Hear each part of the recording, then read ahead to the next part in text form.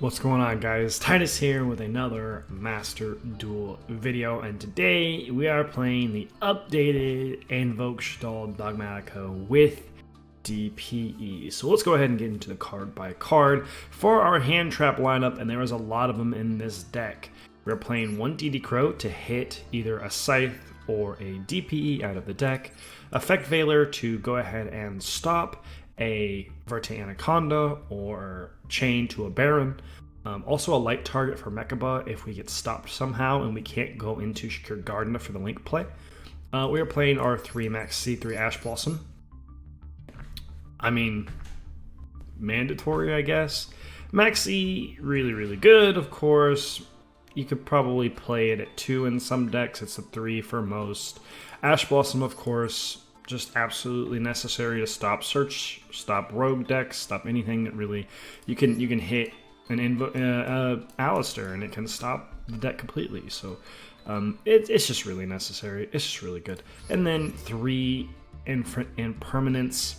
I've been playing with this, and I almost want this to be a draw, like take a card here and then take another card from somewhere, maybe one Veiler and do 2 Droplet instead, because if we go second we can't break the board.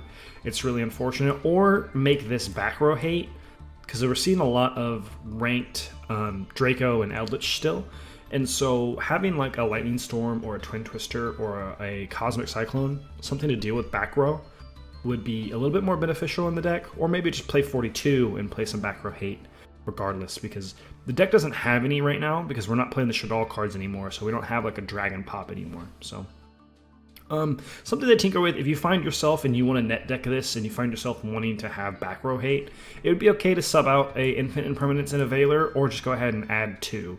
Playing 42 is okay. We have a lot of consistency in the deck, so it's not that big of a deal to play 42 versus 40. But that's it for the hand traps. We have a couple other interruption cards or going second cards, whatever have you. We have 2 Super Poly, absolutely clutch. This card's insane. Like, your opponent can't respond, and you take away their board. It can just outright just win the game. It's such a good card. And then we have Call by the Grave. It can be either an interactable card on their turn or help you play on your turn. It really just kind of depends on what the situation is. If they don't interact with you in your first turn, you can set it and then stop one of their cards in the graveyard if you absolutely need to. So pretty good. Of course, we're also playing the Fusion Destiny pieces. We are playing 2 Fusion Destiny and then 1 Dasher, 1 Celestial. For those of you who don't know, we play Celestial and Dasher because it's the 2 cards that we are needed, and then they both have effects within the grave. Dasher, whenever you draw a monster on the draw phase, you can special summon it. Works really well. Like if you play Nibiru, if you draw Nibiru for turn and have Dasher in the graveyard, you can just summon the Nibiru. And you have a 3k body or just an extra body on board to really help your Link plays if you play a Link deck. Celestial is really good if you have no cards in your hand. Banish Celestial and 1 other Destiny hero, and then you draw that many cards. So pretty useful pieces. You will see these pieces everywhere unless you're playing something against Despia, which can have a little bit different lineup for DPE, but that's for another video and I'll explain that later. Okay, for our engine pieces, of course, 3 Alistair. 3 is the way. Then we have 2 Meltdown, 1 Terraforming, so technically 3 Meltdown, and then only 2 Invocation. We only play 2 because we only really need 2. It keeps the card count down, and really the card can keep recurring itself. I see this card all the time without Alistair anyway, so I would almost play 1. If you listen to DB Grinder, he says playing 1 is probably the correct way to go, but sometimes you want 2 just in case. Really helpful. And then for the Dogmatika portion, we have our 3 Dogmatika Ecclesia because Nadir is at 1. If Nadir was at 2, we'd play 2 and 2. If Nadir was at 3, we'd play like 1 of this card because Nadir is just crazy. So we're playing 3 Ecclesia, 1 Floor, 1 Maximus, 1 Nadir Servant. And to go with the package, of course, Schism and Punishment. Schism, we can still win to lock people in this deck because of sending our App Cologne along with Construct, and we have our Winday here. So that is the Dogmatika portion of the deck. Of course, we are playing 3 Prosperity. The deck can afford to banish 3, can sometimes banish 6. Really just kind of depends. But this is to dig deeper for either a hand trap, a Fusion Destiny, or a Playmaker. So you can dig for your Meltdown, you can dig for your Alistair, you can dig for your Dogmatika cards, you can dig for a Fusion Destiny, or you can dig for a Maxine and Ash Blossom. It really kind of just depends on what you need in your hand at the time. It's also a really good Ash bait. If you do 3 and then they don't do it, you like, because Master Duel is Master Duel, you could activate it, and then if it goes over to their turn to see if they can respond, you know if they have something in their hand, so you can try to play around that as much as possible. So pretty useful card just for showing what your opponent has. As for the extra deck, we have the 1 Intis.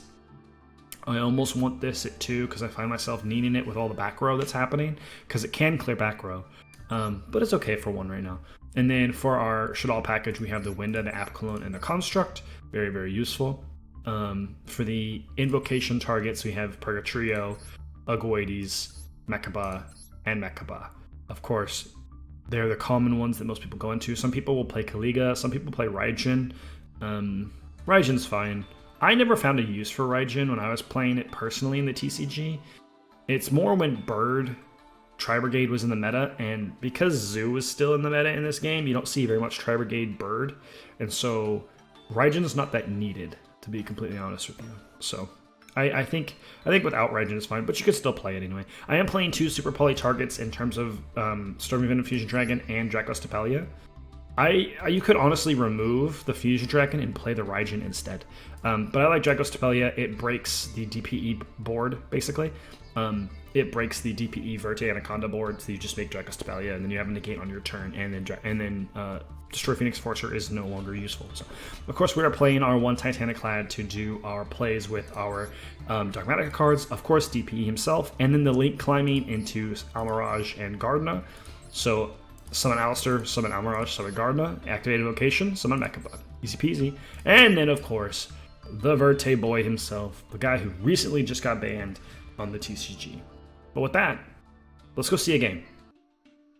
Alright, we are going first against Chaos Thunder Dragon, and our hand is looking a little bad. Finding all 3 Alistair in the hand is a little rough for us, but we can still at least make Mechaba as long as they don't interrupt, and we have Super Poly, so this is going to be a pretty useful card. We're going to go ahead and start off by normal summoning Alistair. It's literally the only thing we can do at the moment, so we're going to activate, grab the Invocation. They have no response for us at all. We're going to go ahead and link off into the Almirage, and then link off into the Secured Gardna. Activate our Invocation to summon Mechaba. We're going to summon Mechaba in defense in case of a Lightning Storm. We don't want to get baited out by a Lightning Storm, because then we just kind of lose our negate. So activate Invocation, grab Alistair back to hand, send an Invocation back to the deck, set 2 cards face down, and end our turn.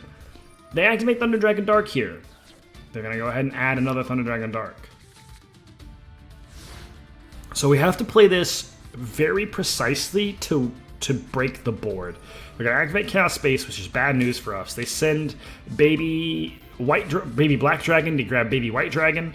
They go ahead and special summon Baby White Dragon by banishing Thunder Dragon Dark. Thunder Dragon Dark effect will trigger, grabbing Thunder Dragon Hawk. Thunder Dragon Hawk effect sending Thunder Dragon Hawk.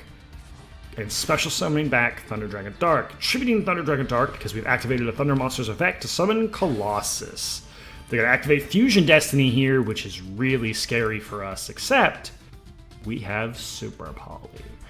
So they're going to go ahead and send the Celestial and the Dasher, summon that DPE boy, and we are immediately going to chain Super Poly, discarding 1 Alistair the Invoker, summoning Dracos Tapelia.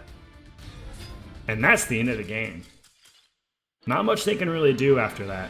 They've already locked themselves into Fusion Destiny because they can only summon... Oh yeah, I forgot they just rage quit. It's very funny.